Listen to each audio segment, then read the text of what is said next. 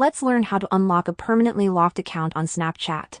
So if your Snapchat account got locked and you can't access it, but you didn't do anything suspicious or had used third-party apps, then open the web browser on your device and go to google.com. In Google, you want to type Snapchat support and select the first link right here.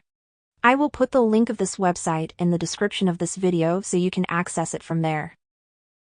When you open the site, click on the Contact Us button right here, and it will open a couple of options for you. Select the first option from the list that says I think my account has been compromised.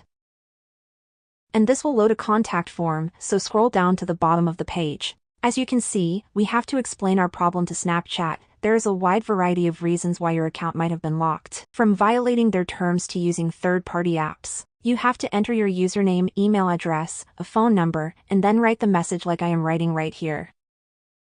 Explain to them that your Snapchat account was locked but you didn't violate their terms or you didn't use any third-party apps.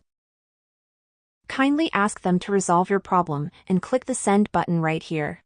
They are pretty quick at responding, and they should respond to you within a day or two and unlock your Snapchat account. So if this video helped you out, leave a comment down below and subscribe to the channel for more tutorials like this in the future.